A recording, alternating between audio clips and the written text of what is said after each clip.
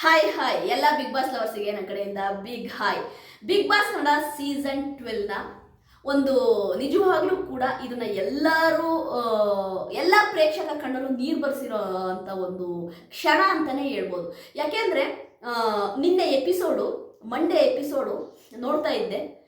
ನಮ್ಮ big boss ಅವರು ಎಲ್ಲರಿಗೂ ಕೂಡ ಒಂದು ಚಾನ್ಸ್ ಕೊಡ್ತಾರೆ. ಅಂದರೆ ಬಿಗ್ ಬಾಸ್ ಮನೆಯ ಒಳಗಡೆ ಆಯ್ತಾ, ನಿಮಗೆ ಆಯ್ತಾ ಯಾರು ಬರಬೇಕು ಇಲ್ಲ ಏನು ಇಷ್ಟ ನಿಮಗೆ ಆಯ್ತಾ, ನಿಮಗೊಂದು ಚಾನ್ಸ್ ಕೊಡ್ತೀವಿ. ನೀವು ಅದನ್ನು ಒಂದು ಲೆಟ್ರಲ್ಲಿ ಬರೆದ್ಬಿಟ್ಟು ಅದನ್ನು ನೀವಲ್ಲಿ ಒಂದು ಕೀ ಆಯ್ತಾ, ಆ ಕೀನ ಬೀಗ ಮತ್ತು ಕೀ ಕೊಡ್ತಾರೆ, ಅದನ್ನು ಲಾಕ್ ಮಾಡಿಬಿಟ್ಟು ಆ ಕೀನ ಸ್ವಿಮ್ಮಿಂಗ್ ಪೂಲ್ ಒಳಗಡೆ ಹಾಕಬೇಕು. ಅಂದರೆ ನಿಮ್ಮ ಏನು ನೀವು ಒಂದು ನಿಮ್ಮ ಆಸೆಗಳನ್ನ ಈಡೇರಲಿ ಅನ್ನೋದಕ್ಕೋಸ್ಕರವಾಗಿ ಪ್ರೇಯರ್ ಮಾಡಿ ಸ್ವಿಮ್ಮಿಂಗ್ ಪೂಲ್ ಒಳಗಡೆ ಆ ಕೀನ ಹಾಕಬೇಕು ಅಂತೇಳಿ ನಮ್ಮ ಬಿಗ್ ಬಾಸ್ ಅವರು ಒಂದು ಪ್ರಕ್ರಿಯೆ ಆಯಿತಾ. ನಿಮ್ಮ ಇಷ್ಟಗಳನ್ನ ನಾನು ಈಡೇರಿಸ್ತೀನಿ ಅನ್ನೋ ಒಂದು ಪ್ರಕ್ರಿಯೆ ಆಯಿತಾ. ಎಲ್ಲರೂ ಕೂಡ ಆಯಿತಾ, ಈಗ ಅಶ್ವಿನಿ ಗೌಡ ಅವರು ತಮ್ಮನ ಫ್ಯಾಮಿಲಿ ಬರಬೇಕು ಅಂತ, ಇನ್ಯಾರೋ ಒಬ್ರು ಬರಬೇಕು ಅಂತೇಳಿ ಅವರು ಬೇಡ್ಕೊಂಡ್ರು. ಅಂದರೆ ನನಗೆ ಅವ್ರು ಬರಲಿ ಬಿಗ್ ಬಾಸ್ ಮನೆ ಒಳಗಡೆ ಅಂತ. ಅದೇ ರೀತಿ ಎಲ್ಲರೂ ಕೂಡ ಅವ್ರದ್ದೇ ಆದ ಒಂದು ಇಷ್ಟಾರ್ಥಗಳನ್ನ ಹೇಳಿದ್ರು, ಸರಿಯಾ. ಇಲ್ಲಿ ನನಗೆ ಅದು ಯಾವ ಇಷ್ಟಾರ್ಥಗಳು ಕೂಡ ನನಗೆ ಇಂಪಾರ್ಟೆಂಟ್ ಅನ್ನಿಸ್ಲಿಲ್ಲ. ಕಾರಣ ಹೇಳ್ತೀನಿ. ನೀವು ಸುಮ್ಮನೆ ಬಂದ್ಬಿಟ್ಟು ನೀವು ರಕ್ಷಿತಂದು ಬಕೆಟ್ಟು, ಸಿಂಟ್ಯಾಂಕು ಆಯಿತಾ, ಡ್ರಮ್ಮು ಅಂತೆಲ್ಲ ಹೇಳಕ್ಕೆ ಹೋಗ್ಬೇಡಿ. ನಾನೊಂದು ಆಯಿತಾ ಹ್ಯುಮ್ಯಾನಿಟಿ ಇರುವಂತಹ ಹೆಣ್ಮಗಳಾಗಿ ಸಮಾಜದಲ್ಲಿ ಆಗು ಹೋಗುಗಳಲ್ಲಿ ಆಯಿತಾ ನಾನು ಕೂಡ ಕೆಲವೊಮ್ಮೆ ಧ್ವನಿ ಎತ್ತುವ ಹೆಣ್ಮಗಳಾಗಿ ಈ ಒಂದು ವಿಷಯ ನಿಜವಾಗ್ಲೂ ಕೂಡ ನನ್ನ ಮನಸ್ಸಿಗೆ ಸರಿ ಅನ್ನಿಸ್ತು.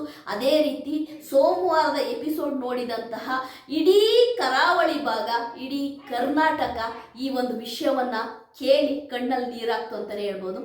ರಕ್ಷಿತಾ ಅವರು ಅವರ ಲೆಟ್ರಲ್ಲಿ ಬರೀತಾರೆ, ನಿಜವಾಗ್ಲೂ ರಕ್ಷಿತಾ ನಿನ್ನ ಏಜಿಗೆ ನಿನ್ನ ಮೆಚುರಿಟಿ ಇದೆಯಲ್ಲ, ಹ್ಯಾಟ್ಸ್ ಆಫ್ ಅಂತ ಹೇಳ್ತೀನಿ. ಯಾಕೆಂದರೆ ರಕ್ಷಿತನಿಗಿರುವಂತಹ ಮೆಚುರಿಟಿ ಇದೆಯಲ್ಲ, ನಿಜವಾಗ್ಲೂ great great, next level. Rakshita ಬರೀತಾಳೆ ಅವಳ ಲೆಟ್ರಲ್ಲಿ, ನೋಡಿ ಆ ಹುಡುಗಿಗೆ ಎಷ್ಟು ಕಾಳಜಿ ಇದೆ, ಸಮಾಜದ ಮೇಲೆ ಎಷ್ಟು ಕಾಳಜಿ ಇದೆ. ಅದೇ ರೀತಿ ಸಮಾಜದಲ್ಲಿ ನಡೆಯುವಂತಹ ಕೆಲವೊಂದು ಆಯ್ತಾ ಕಷ್ಟಗಳ ಬಗ್ಗೆ ಮಾತನಾಡಬೇಕು ಬಿಗ್ ಬಾಸ್ ಮನೆಯಲ್ಲಿ, ಅವರು ಬರಬೇಕು ಅನ್ನೋ ಆಸೆ ಎಷ್ಟಿದೆ ನೋಡಿ ರಕ್ಷಿತನ್ಗೆ. ನಿಜವಾಗ್ಲೂ ಅದಕ್ಕೆ ನಾನು ಯಾಕೆ ರಕ್ಷಿತನ್ಗೆ ಡೇ ಒನ್ನಿಂದ ಸಪೋರ್ಟ್ ಮಾಡಿದೆ ಅಂತ ನನಗೆ ಈಗ ಅನ್ನಿಸ್ತಾ ಇದೆ. ಅಂದರೆ ಅವಳ ಒಳ್ಳೆ ಮನಸ್ಸು, ಅವಳಿಗಿರುವಂತಹ ಆಯ್ತಾ ಇನ್ನೊಬ್ಬರಿಗೆ ಒಳ್ಳೇದಾಗಲಿ ಅನ್ನೋ ಮನಸ್ತತ್ವ. ನಿಜವಾಗ್ಲೂ ಆ ಹುಡುಗಿಗೆ ಒಳ್ಳೇದಾಗಬೇಕು, ದೇವರು ರಕ್ಷಿತನ್ಗೆ ಒಳ್ಳೇದು ಮಾಡಬೇಕು, ಫ್ಯೂಚರಲ್ಲಿ ಆ ಹುಡುಗಿ ಇನ್ನೂ ಎತ್ತರಕ್ಕೆ ಬೆಳಿಬೇಕು. ಓಕೆ, ಅವಳು ಲೆಟ್ರಲ್ಲಿ ಬರೀತಾಳೆ, ಮೀನುಗಾರರು ನಮ್ಮ ಕರಾವಳಿ ಭಾಗದಲ್ಲಿರುವಂತಹ ಮೀನುಗಾರರಿಗೆ ನಿಜವಾಗ್ಲೂ ಕೂಡ ಅವರಿಗೆ ಸರ್ಕಾರದಿಂದ ಯಾವುದೇ ಸೌಲಭ್ಯಗಳು ಸಿಗಲ್ಲ.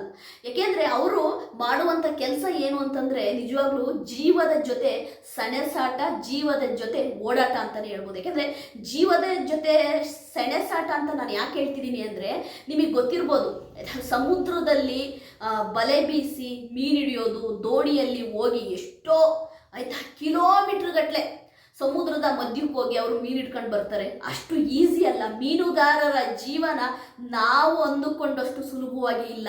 ಯಾಕೆ ಅಂದರೆ ರಕ್ಷಿತಾ ಯಾವಾಗ ನಿನ್ನೆ ಲೆಟ್ರಲ್ಲಿ ಬರೀತಾಳೆ, ಅದಾದ ನಂತರ ನಾನೇನು ಮಾಡ್ತೀನಿ, ಯೂಟ್ಯೂಬಲ್ಲಿ ಆ ವಿಡಿಯೋವನ್ನು ಸರ್ಚ್ ಮಾಡ್ತೀನಿ. ನಾನು ಏನಿರ್ಬೋದು, ಯಾಕೆ ಈ ಪುಟ್ಟ ಹುಡುಗಿ ಅಂದರೆ ರಕ್ಷಿತಾ ಆ ಪುಟ್ಟ ಹುಡುಗಿ ಹಂಗೆ ಅನ್ನಿಸ್ತಿದೆ ಅಂತಂದರೆ ಏನೋ ವಿಷಯ ಇರ್ಬೋದೇನೋ ಅಂತ ಹೇಳ್ಬಿಟ್ಟು ನಾನು ಹೋಗ್ತೀನಿ. ರಕ್ಷಿತನ್ಗೆ ಹಿಂಗೆ ಅನ್ನಿಸ್ತಿದೆಯಲ್ಲ ಅಂತ ಹೇಳ್ಬಿಟ್ಟು ನಾನು ವಿಡಿಯೋಗಳನ್ನು ಸರ್ಚ್ ಮಾಡೋಕ್ಕೆ ನಿಂತ್ಕೊಂಡೆ. ಅವಾಗ ನಂಗೆ ಅನಿಸಿದ್ದು ಹೌದಲ್ವಾ. ಯಾಕೆಂದರೆ ಮೀನುಗಾರರನ್ನು ಯಾವತ್ತೂ ಕೂಡ ಯಾವ ವೇದಿಕೆ ಮೇಲೆ ಕೂಡ ಯಾರೂ ಕೂಡ ಕರೆಯಲ್ಲ. ಆದರೆ ಆ ಮೀನುಗಾರರ ಕಷ್ಟ ಮತ್ತು ಆ ಮೀನುಗಾರರು ಫ್ಯಾಮಿಲಿಯನ್ನು ಬಿಟ್ಟು, ಅಂದರೆ ಫ್ಯಾಮಿಲಿಯನ್ನು ಅವ್ರು ಬಿಟ್ಟು ಸಮುದ್ರದಲ್ಲಿ ಎಷ್ಟೋ ಕಿಲೋಮೀಟ್ರ್ಗಟ್ಲ ಹೋಗಿ ಆ ಮಧ್ಯದಲ್ಲಿ ಮಳೆ ಗುಡುಗು ಆಯಿತಾ ಯಾವುದನ್ನು ಲೆಕ್ಸದೆ ಆಯಿತಾ, ನಿಮಗೆ ಗೊತ್ತು ಸಮುದ್ರದಲ್ಲಿ ಅಲೆಗಳಿಗೆ ಸಿಕ್ಕಿ ಎಷ್ಟೋ ಮೀನುಗಾರರು ಸತ್ತೋಗಿದ್ದಾರೆ, ಎಷ್ಟೋ ಮೀನುಗಾರರು ದೋಣಿಗಳು ಮುಳುಗಿ ಸತ್ತೋಗಿದ್ದಾರೆ. ಬಟ್ ಅವರಿಗೆ ಸಿಗುವಂತಹ ಒಂದು ಪರಿಹಾರ ಆಗಿರ್ಬೋದು, ಅವರಿಗೆ ಸಿಗುವಂತಹ ಯಾವುದೇ ಸೌಲಭ್ಯಗಳು ತುಂಬಾ ಕಮ್ಮಿ.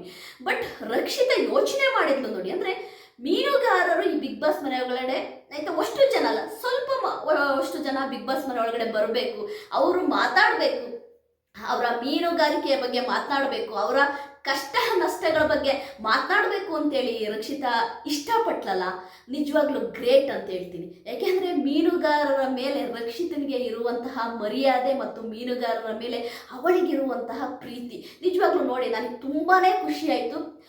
ಏಕೆಂದರೆ ನನಗೂ ಗೊತ್ತು, ನಾನು ಕೂಡ ಮ್ಯಾಂಗ್ಳೂರು ಮತ್ತು ಉಡುಪಿ ಕಡೆ ಎಲ್ಲ ಹೋಗಿದ್ದೀನಿ. ಯಾಕೆಂತಂದರೆ ಮ್ಯಾಂಗ್ಳೂರಲ್ಲೆಲ್ಲ ನಾನು ನಿಮ್ಗೆ ಗೊತ್ತಿಲ್ಲ 2014ರಲ್ಲಿ ಅಂತ ಕಾಣುತ್ತೆ, 2014ರಲ್ಲಿ ನಾನು ಅಬ್ರಾಡಿಗೆ ಹೋಗ್ಬೇಕಾದ್ರೆ ನಾನು ಪಾಸ್ಪೋರ್ಟ್ ಮಾಡ್ಸೋಕ್ಕೆ ಅಂತ ಮ್ಯಾಂಗ್ಳೂರಿಗೆ ಹೋಗಿದ್ದೆ. ಆವಾಗ ಅಲ್ಲಿ ಜ್ಯೋತಿ ಸರ್ಕಲ್, ಹೌದು ಜ್ಯೋತಿ ಸರ್ಕಲ್ ಅಂತ, ಅಲ್ಲಿ ಮುಂದೆನೆ ಅಂದರೆ SBI ಬ್ಯಾಂಕ್ ಅದೊಂದು ಸರ್ಕಲ್ಗಳಿದೆ, ಅಲ್ಲಿ ಎಲ್ಲ ಮೀನಿನ ಒಂದು ಮಾರ್ಕೆಟೇ ಇದೆ.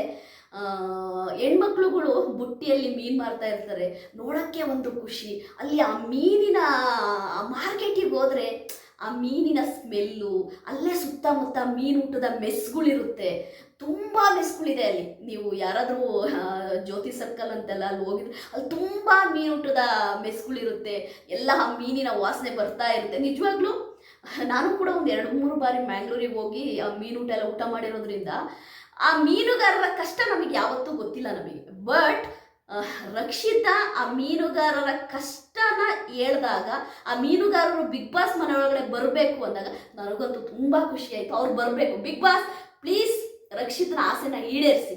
ಅದ್ರ ಜೊತೆಗೆ ಆಯಿತಾ, ನಮ್ಮ ಕರಾವಳಿಯ ಮತ್ತು ನಮ್ಮ ತುಳುನಾಡಿನ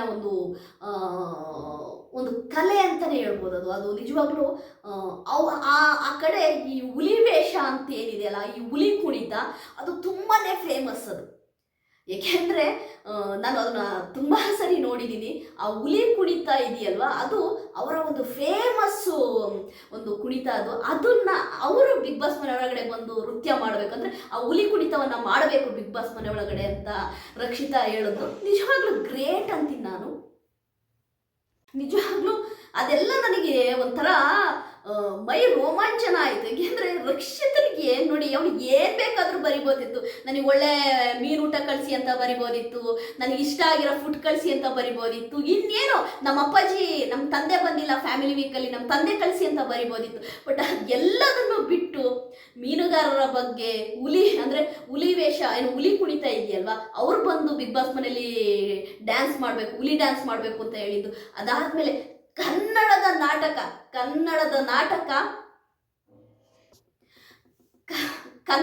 ನಾಟಕ ಬಿಗ್ ಬಾಸ್ ಮನೆಯಲ್ಲಿ ಪ್ರದರ್ಶನಗೊಳ್ಬೇಕು, ಕನ್ನಡದ ನಾಟಕವನ್ನು ಬಿಗ್ ಬಾಸ್ ಮನೆಯಲ್ಲಿ ಪ್ರದರ್ಶನ ಮಾಡಿ ಅಂತ ಹೇಳಿದ್ದಿರ್ಬೋದು.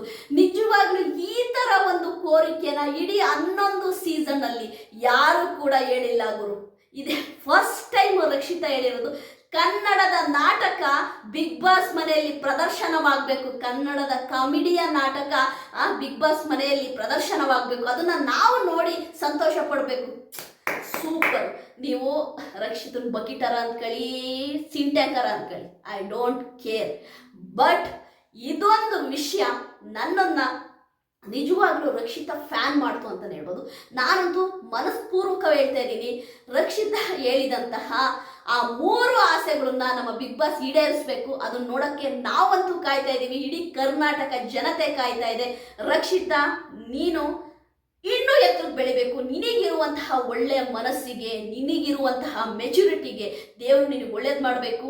ಬಿಗ್ ಬಾಸ್ ಕನ್ನಡ ಸೀಸನ್ 12ನ ನಿಜವಾಗ್ಲೂ ಕೂಡ ರಕ್ಷಿತಾ ವಿನ್ ಆಗಕ್ಕೆ ಅರ್ಹತೆ ಇದೆ ಅಂತ ನಾನು ಹೇಳ್ತೀನಿ. ರಕ್ಷಿತನಿಗೆ ಯಾವಾಗಲೂ ನಾನು ಗಿಲ್ಲಿರಂತೂ ರಕ್ಷಿತನಿಗೆ ಯಾಕೆ ಹೇಳೋದು ಅಂತಂದರೆ, ಅವರ ಮನಸ್ಸಲ್ಲಿ ಅವ್ರಿಗಿರುವಂತಹ ಒಳ್ಳೆ ಗುಣ, ಅದು ಗಿಲ್ಲಿ ಆಗ್ಬೋದು, ರಕ್ಷಿತಾ ಆಗಿರ್ಬೋದು, ಅವ್ರಿಗೆ ಒಂದು ಒಳ್ಳೆ ಗುಣ ಇದೆ ಆಯಿತಾ. ಸಮಾಜದ ಮೇಲೆ ಗೌರವ ಇದೆ, ಗುರು ಹಿರಿಯರ ಮೇಲೆ ಗೌರವ ಇದೆ ಆಯ್ತು. ಹಾಗಾಗಿ ನಾನು ಹೇಳೋದು, ದಯವಿಟ್ಟು ರಕ್ಷಿತನಿಗೆ ಓಟ್ ಹಾಕಿ. ನಿಮ್ಮ ಓಟು ತುಂಬ ತುಂಬ ಅಮೂಲ್ಯ. ನಿಮ್ಮ ಮತ, ನಿಮ್ಮ ಓಟು, ನಿಮ್ಮ ಸಪೋರ್ಟು ರಕ್ಷಿತನಿಗಿರಲಿ ಅಂತೀನಿ. ದಯವಿಟ್ಟು ನನ್ನ ವಿಡಿಯೋ ನಿಮಗೆ ಇಷ್ಟ ಆದರೆ ಲೈಕ್ ಮಾಡಿ, ಸಬ್ಸ್ಕ್ರೈಬ್ ಮಾಡಿ. ಬಾಯ್.